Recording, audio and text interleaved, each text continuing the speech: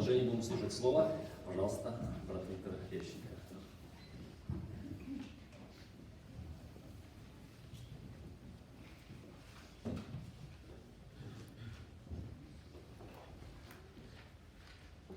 Я всех вас приветствую.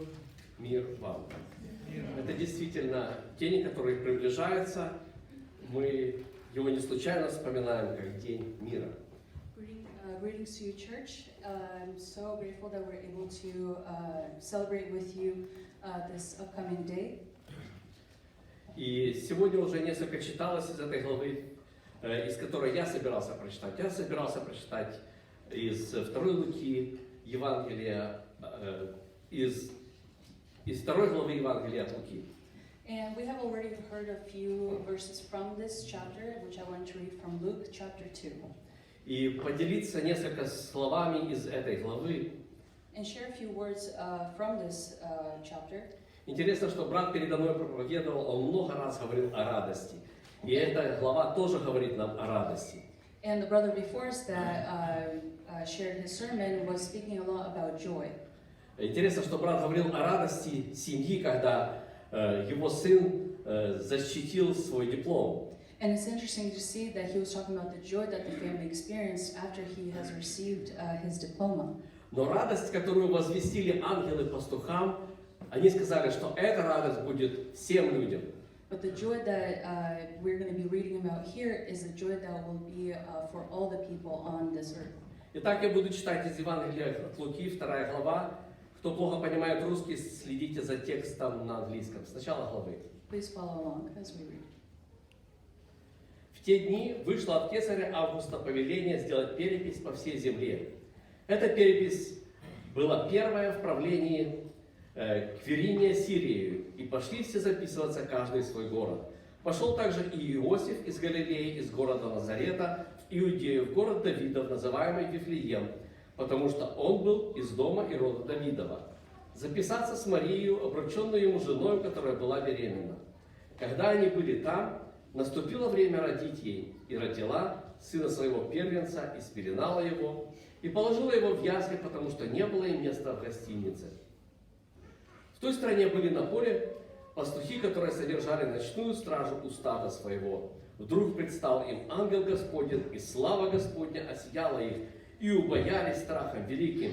И сказал им ангел: не бойтесь, я возвещаю вам великую радость, которая будет всем людям. Ибо ныне родился вам в городе Давидовом Спаситель, который есть Христос Господь. И вот вам знак: вы найдете младенца в пеленах, лежащего в яслях. И внезапно явилось ангелом многочисленное воинство небесное, славящее Бога и взывающее: слава Вышних Богу, и на земле мир, в человеках благоволение. Когда ангелы отошли от них на небо, пастухи сказали друг другу: пойдем в Вифлеем и посмотрим, что там случилось, о чем возвестил нам Господь. И поспешив, пришли и нашли Марию, Иосифа и младенца, лежащего в яслях. Увидев же, рассказали о том, что было возвещено им о младенце сем. И все слышавшие дивились тому, что рассказывали им пастухи. А Мария сохраняла слова сии, слагая в сердце своем.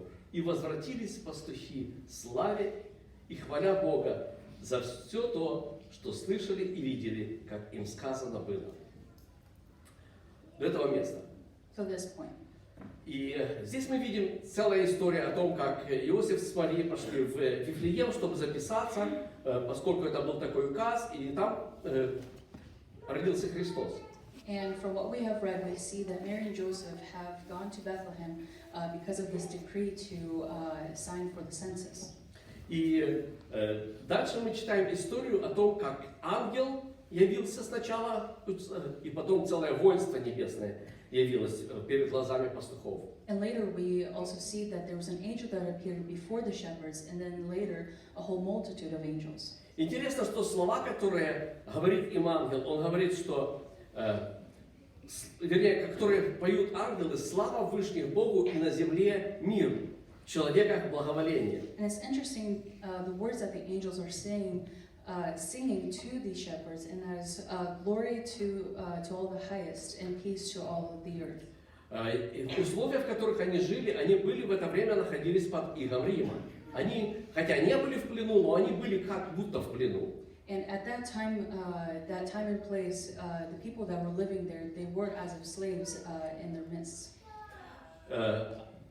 И Рим диктовал им свои правила, диктовал свои условия. Они не были свободной страной в это время. And being under the Roman Empire, they were not a free country.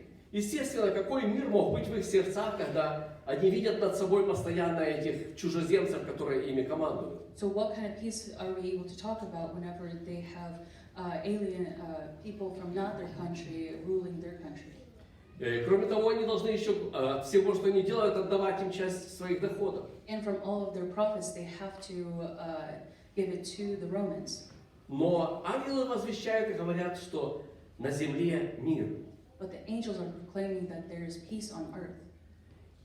О каком мире говорят ангелы? What is this peace that the angels are talking about? Они говорят об особом мире, они говорят о мире между небом и землей. They're talking about the peace that is between heavens and earth. Они говорят о том мире, который приходит через Иисуса Христа между Богом и человеком. It is the peace that comes through Jesus Christ between God and a human. Интересно, что они, когда возвращались, написано, они славя и хваля Бога за все, что видели и слышали. And we see here that the shepherds on their way back were glorifying God and praising Him.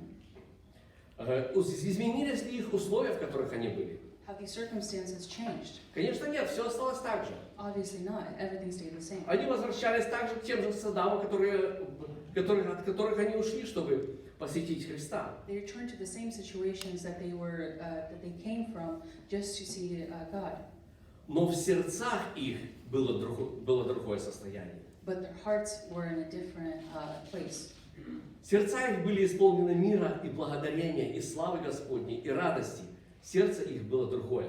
Their hearts were different. It was full of joy, peace, and praise. Они еще не встретили Сына Божия, который проповедовал на улицах, исцелял и многое другое делал. Они только встретили младенца. Но встреча с Иисусом Христом изменила все, что у них было в сердце. And they haven't met the Jesus Christ that was healing or creating all these miracles. They have met a babe that was still laying in mangers, and this was the peace that they have gotten from that one encounter. Я помню, когда был Советский Союз и верующих гнали, это были одни условия. Они христианские песни не разрешали петь нигде. I remember in the Soviet Union, whenever persecution was taking place, that Christian songs were not allowed.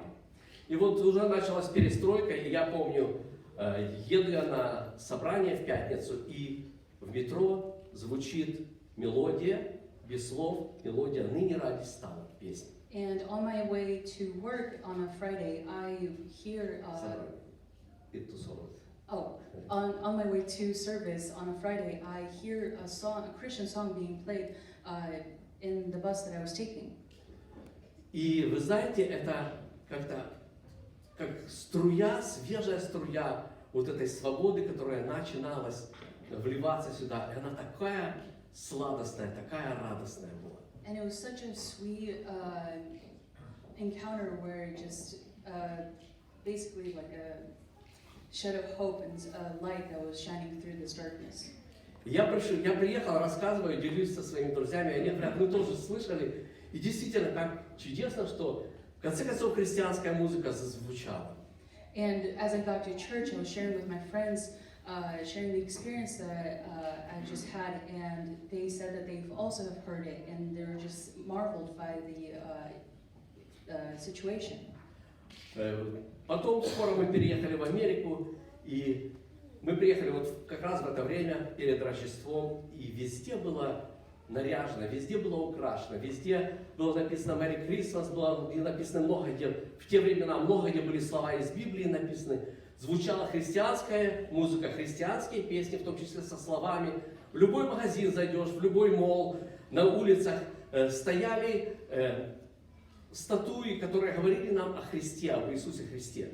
And then later at that time, my family and I have moved to America, and walking around seeing all the songs being played that were Christian, Bible verses, and everywhere from the stores to the streets, we were able to see the Christmas story from the Bible shared. Сейчас этого всего почти нет, остались кусочки. Unfortunately, we only see little pieces of it. Но Бог дал способность людям выражать свои чувства в музыке, в стихотворениях, в поэзии, может быть, в картинах, в декорациях, может еще в любом виде искусства. And God has given man the ability to express himself through arts, through music, through any creative outlet. И интересно, что Бог дал и другую способность, другим людям почувствовать то, что выразили эти люди. And with this ability, other people are able to share this expression that they're sharing. Песня «Тихая ночь» была написана очень-очень давно, больше 100 лет назад. Was written more than 100 years ago.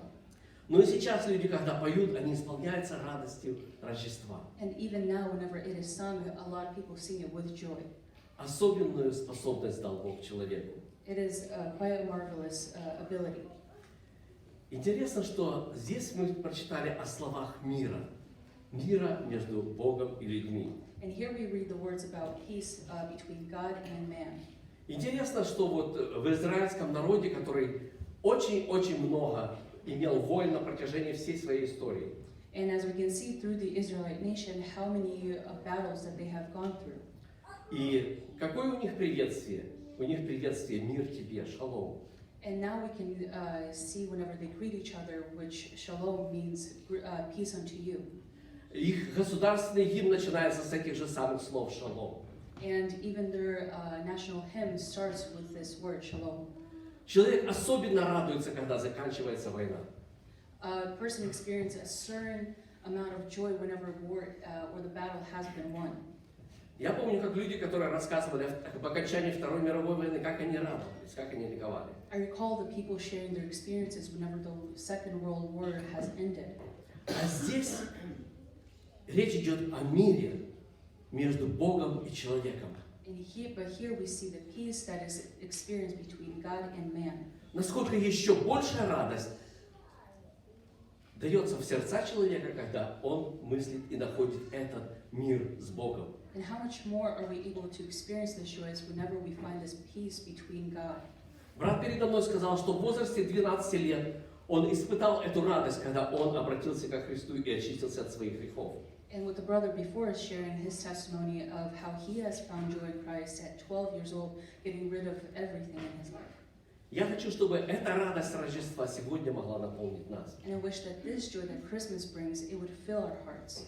К сожалению, дьявол воюет с этой радостью и с вестью о Рождестве. But unfortunately, our enemy does always fight us during these times. И люди очень многое, которые не желают верить во Христа, не желают иметь эту радость, придумали очень много, чтобы закрыть Христа. And a lot of people who do seek joy, they find alternative ways to shut Christ down. Вы знаете многие сказки, которые люди называют рождественскими, хотя они вообще не рождественские. And we can also think of all the folklores that are related around to Christmas that, in fact, are not related around the true Christmas story.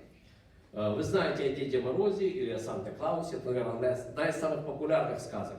We know about Father Christmas and Santa Claus, and that is one of the most famous stories. К сожалению, даже многие верующие рассказывают эту сказку как правду своим детям, обманывая своих детей. And unfortunately, still, even Christians today parents will have their own children believing that this is a true story. И происходит эта замена Христа называемыми христианскими традициями. And unfortunately, here we can see how Christ is being replaced by these so-called Christian stories. Это же самое мы находим и в декорации.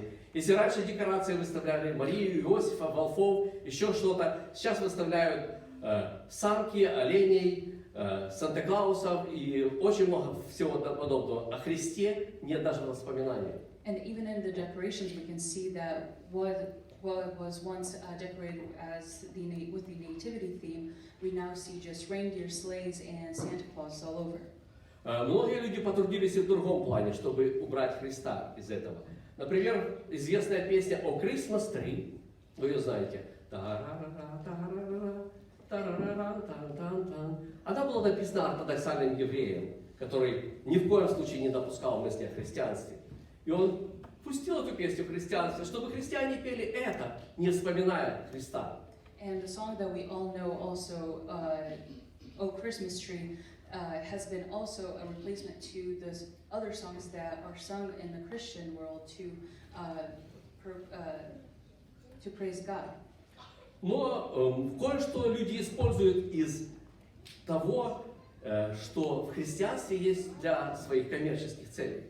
But still, we see people using things that are related to Christmas for their own personal use. Я не буду спрашивать детей, они любят Рождество или нет. Они скажут, что любят. I will not be asking children if they like Christmas because I know they do like Christmas. Но если вы спросите, почему, многие из них скажут, из-за того, что нам дарят подарки. But if we ask why, a lot of the times the answer is because they receive gifts.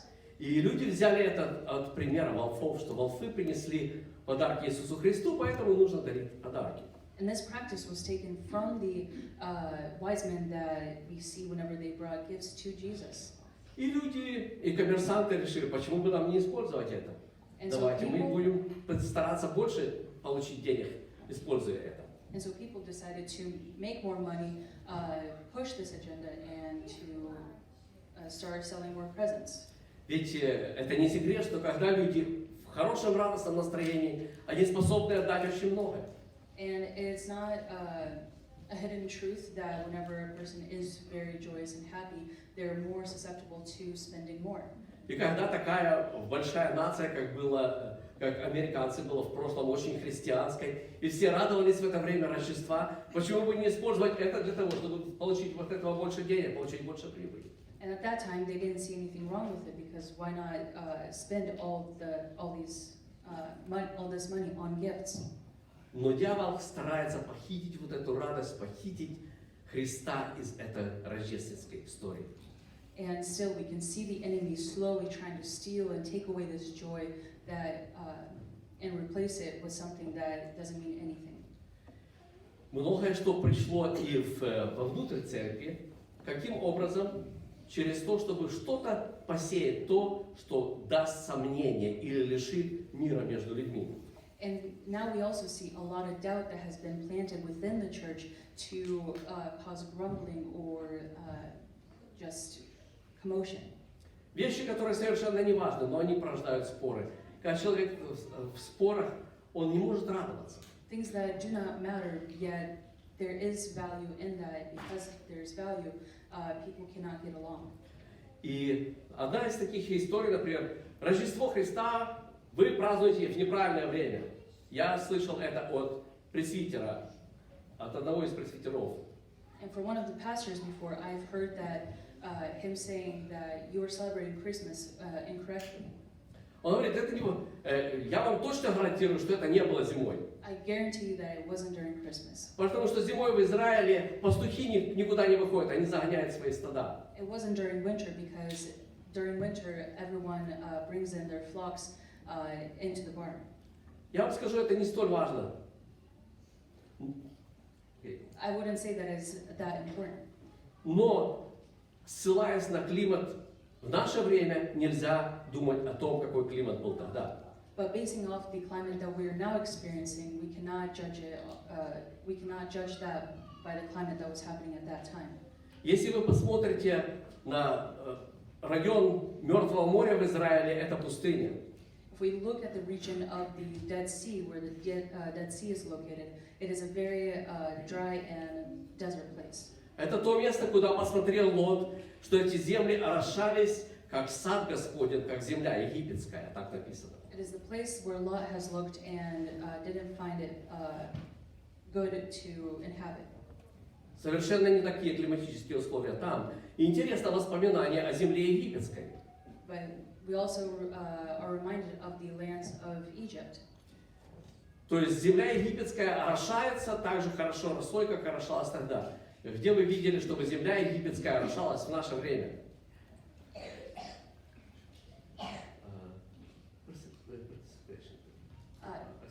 How can we see much precipitation happening in the land of Egypt even at their day and time and how the climate was back then. Но что интересно, что сейчас, когда ученые начали изучать, они нашли, что от Египта аж до Марокко эта земля была наполнена раньше множеством воды. И там было озеро по размеру больше, чем Черное море сейчас. And we can now hear from scientists who have been doing research saying that from Egypt to Morocco, there has been a lot of waters that have been covering those lands. Но вот эти слова о том, что вы празднуете Рождество в неправильное время, я вам гарантирую, погода не подходит, оно не имеет никакого основания, оно только вносит разделение в церковь. So whenever someone makes a statement that we are celebrating Christmas at the wrong time of season, it is just creating more division amongst the congregation. И это не единственное, многие другие есть. Например, вопрос, спор о том, когда пришли волхвы. Я помню, что были рождественские постановки, и мне один человек говорит, вот все это неправильно. Волхвы не пришли тогда, когда Христос родился, они пришли намного позднее. And I remember back to the time when we used to make Christmas skits, I would always come across with people saying that we are interpreting the scene with the wise men incorrectly. И единственная ссылка на то, что они вошли в дом, так написано в Евангелии. And they're going off the passage where it says that the wise men have entered the home. Но этот вопрос, его невозможно точно определить время, когда пришли на основании Писания. But even with this question, according to scriptures, you're not able to identify the exact time. Почему? Потому что Иосифу Христос сказал бежать в Египет, но мы видим, что Иосиф с Марией пришли в храм по окончании очищения Марии после родов. And the reason being is because when Joseph and Mary have ran away to Egypt and then coming back to the temple after the birth of Christ. Но с другой стороны, почему это представляло опасность, если Христос не был в этой категории от 0 до 2 лет? And that has happened because Jesus was within the category of infant to 1 year old.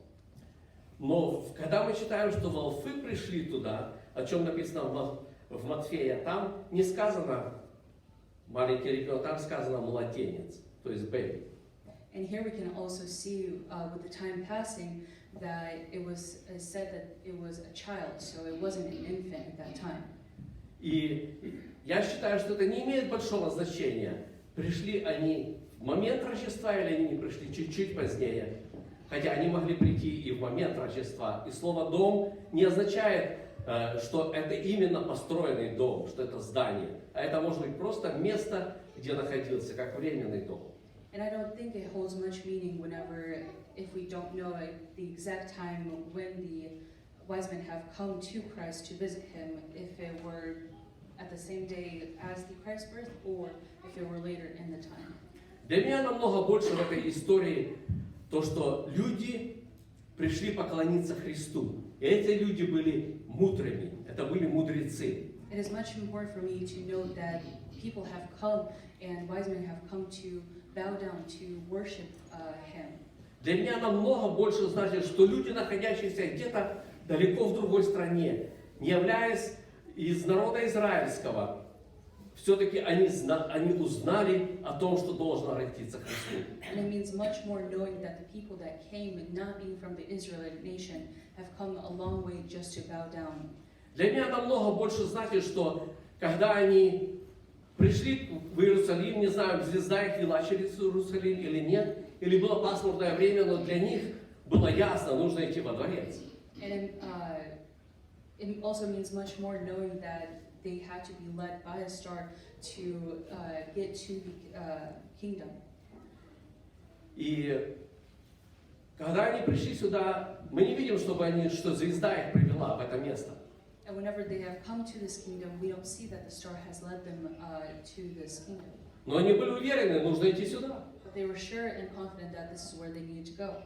Для меня это говорит о том, что никогда не полагайся на то, что ведение Бога тебе больше не нужно.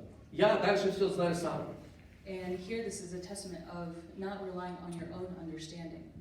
Для меня это намного более важно, чем знать, пришли ли они в пещеру, куда пришли пастухи, или они пришли в дом, где жили Мария и Иосиф. And it's still much more important to me to know that they have come to Jesus Christ where he was laying. Но для людей, когда они смотрят это и имеют такое мнение, для них это тяжело становится на душе. О, неправильно, неправильно, неправильно. But as other people will start to ponder and think about it, a lot of people will still find things that are incorrect. И что происходит с сердцем? And what happens with the heart? И радости Рождества нету в сердце. And with that, there's no joy in the heart. Потому что нет мира в сердце. Все Because не так. there's no peace. Everything's not right. То же самое происходит с рождественской елкой, с колядками.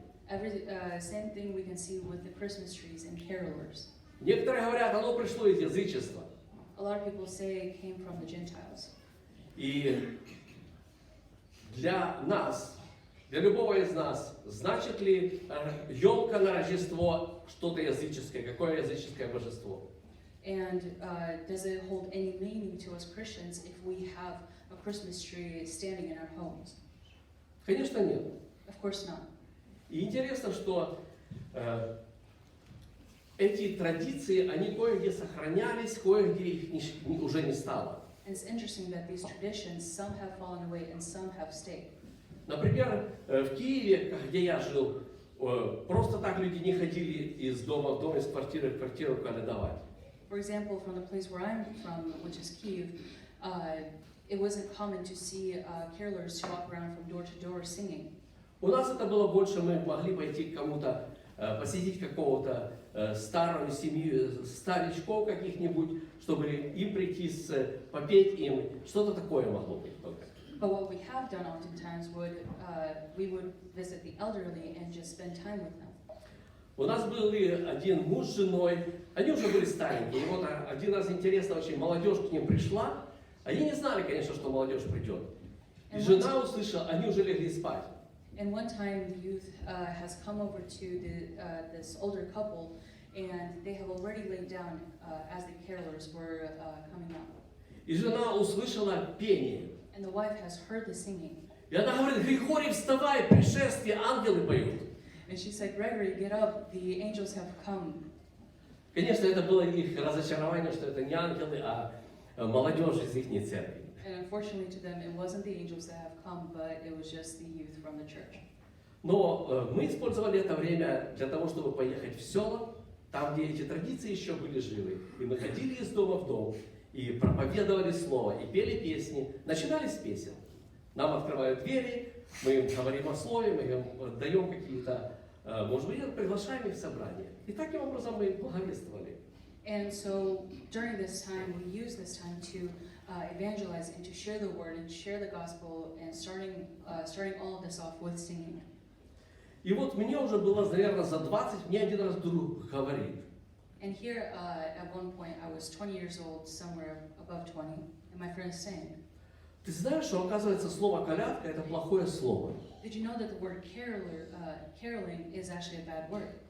Потому что был такой бог-колядун, и ходили по домам, и то, что соберут, приносили ему в жертву.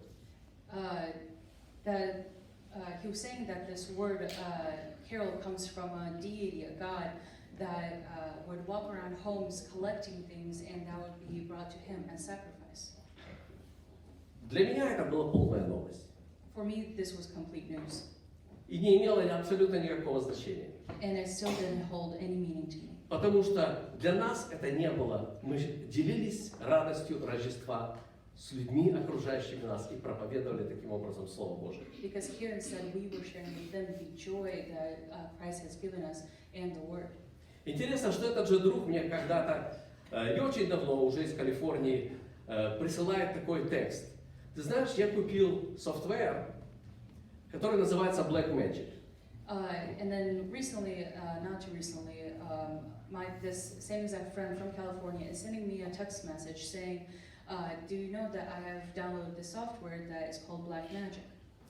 И он говорит, я как-то, когда купил, даже не обращал внимания, сначала попользовался там, А потом обратил внимание, думаю, можем ли мы, верующие, таким пользоваться, с таким названием?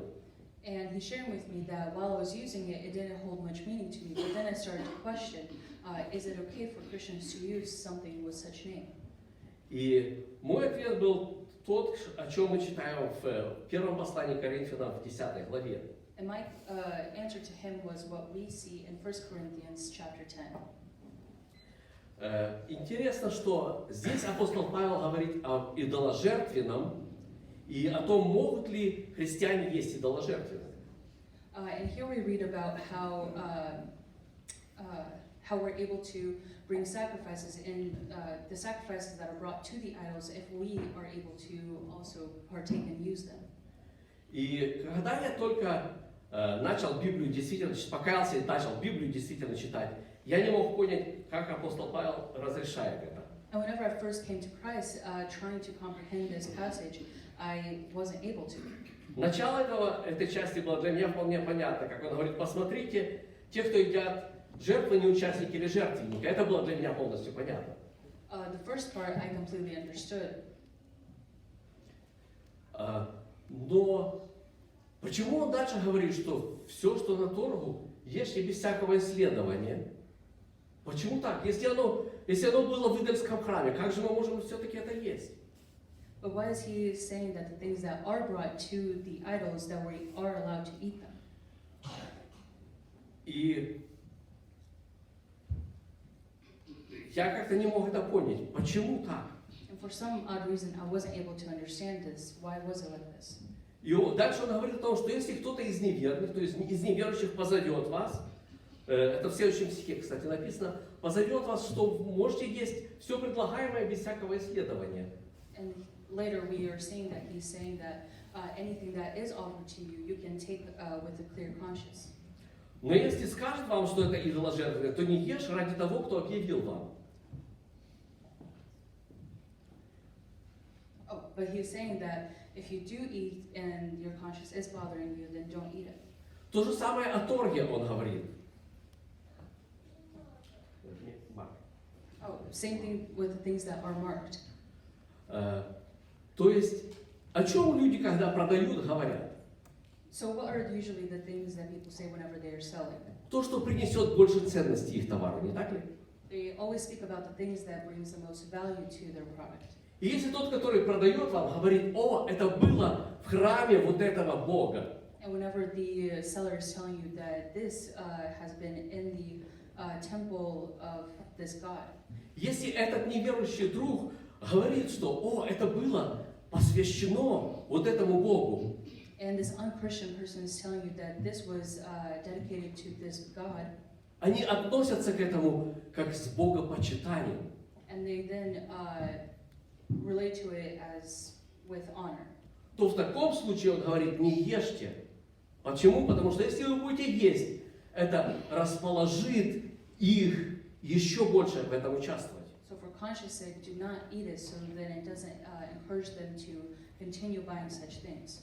То же самое я сказал своему другу. Я не думаю, что мы осквернимся через пользование, но я вообще для себя лично не покупаю вещи, которые носят дьявольское имя, или магическое имя, или еще что-то. Почему? Потому что я не желаю поддерживать бизнес людей, которые так называют. So, to my reply to my friend concerning the software that he got, I just said that it will not in any way make you any more unclean, but it does say that you are supporting them just because you're buying something that has demonic or some negative name on it. Почему? Потому что если человек таким образом называет, и от этого его бизнес идет хорошо, не расположит ли это их еще больше называть? И других не расположит ли к этому, чтобы еще больше иметь таких названий? And for the seller, if he sees that his business is booming from such advertisement, this will only encourage him to sell more of this kind of product. То же самое и с елками, то же самое и с колядками. Если у нас есть люди, которые почитают эти божества, с которыми как-то они когда-то были связаны, хотя интересно, что я услышал 3 названия, 3 разных бога, Калядун, Каляда и еще какое-то слышал. И если есть те люди, которые их почитают, то действительно нельзя употреблять этих слов. Почему? Потому что мы как бы поддерживаем это божество. And same thing with caroling and Christmas trees, because there are deities, there are different gods that are related to these things. It only encourages and shows to the people that do worship them that we as Christians are okay with it. И поэтому, если же этого нет, если для нас это просто одно из слов, оно для нас не имеет никакого значения, как мы его назовем. So for us, if it just holds another name, another thing, then it will not affect us. Сегодня я говорю об этом не для того, чтобы разделить нас, Today I don't talk about this to cause division, но чтобы те, кто поглощены вот этими какими-то тяжестями, что другие понимают не так, как я понимаю, чтобы мы эти тяжести оставили. but instead rather to leave these thinkings behind, because this will only bring us all down. Чтобы мы удалили из сердца своего это. So that we would get rid of it from our hearts, И могли действительно радоваться о Рождестве. and so that rather we would instead just be joyful and experience this joy during Christmas. Чтобы мы могли петь песни христианские, слушать христианские стихотворения, читать о Христе, и чтобы сердца наши радовались, а не думать о разногласиях. So that we would be singing these Christian songs and just ponder on the miracle that has happened with Jesus Christ's birth.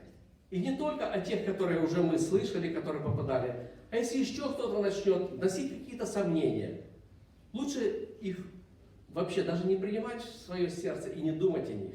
And so that whenever you do stumble upon another person who's causing divisions or who's sharing these opinions not from the Bible, so it wouldn't affect you. Чтобы мы могли действительно пребывать в единстве с Господом, чтобы мир, который нес нам Иисус Христос, мир с небом, чтобы Он был в нашем сердце, и чтобы радость наша была в сердце. And so that instead we would be full with the Holy Spirit and the joy that comes with all this, and that would be the only thing occupying our hearts.